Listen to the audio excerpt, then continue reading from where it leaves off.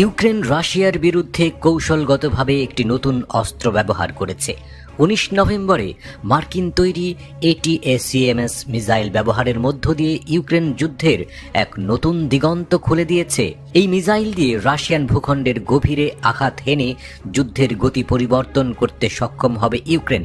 ATACMS missile আসলে কি, কেন এটি এত গুরুত্বপূর্ণ, ইউক্রেন কেন এই মিসাইলের জন্য এত দিন অপেক্ষা করেছিল?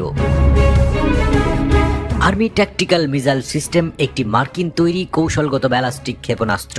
এটি এক ধরনের যুদ্ধাস্ত্র যা লক্ষ্যবস্তুতে নির্ভুল হামলা চালানোর জন্য ডিজাইন করা হয়েছে। ATACMS মিসাইলগুলো লকহিড মার্টিন কোম্পানি তৈরি করে। নির্ভুলতা এবং পাল্লার কারণে এটি বিখ্যাত। ATACMS 300 কিলোমিটার পর্যন্ত আঘাত করতে সক্ষম, যা অন্যান্য প্রচলিত যুদ্ধাস্ত্রের তুলনায় অনেক বেশি।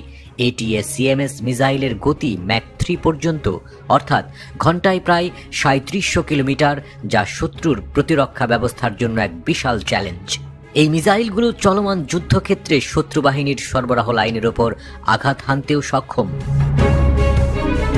19 নভেম্বর ইউক্রেন রাশিয়ার ব্রায়ানস্ক অঞ্চলে প্রথমবারের মতো ATACMS মিসাইল ব্যবহার করে। মার্কিন প্রশাসন এই মিসাইল ব্যবহারের অনুমতি দেয়, কিন্তু এর আগে ইউক্রেনের সীমানার বাইরে লক্ষ্যবস্তুতে হামলা চালানোর জন্য এই ক্ষেপণাস্ত্র অনুমোদিত ছিল না।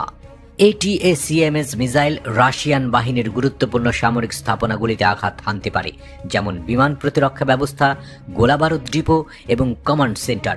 এর মাধ্যমে ইউক্রেন শুধু শত্রুর সরবরাহ ব্যবস্থাকে ক্ষতিগ্রস্ত করবে না, বরং তাদের সামরিক পরিকল্পনায় আঘাত হানতে সক্ষম হবে।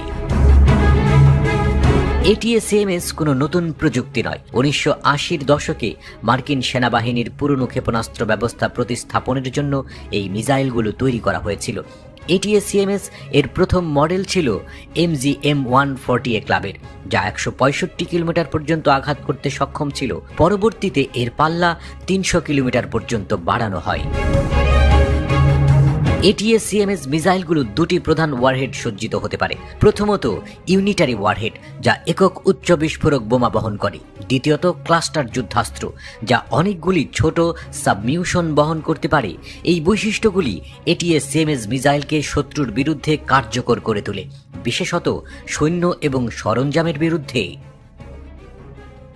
ATACMS missile global positioning system GPS এবং ইন্টারশিয়াল নেভিগেশন সিস্টেম INS এর সংমিশ্রণে একটি অত্যাধুনিক গাইডেন্স সিস্টেম ব্যবহার করে। এই প্রযুক্তি মিসাইলের নির্ভুলতা অনেক বাড়িয়ে দেয়।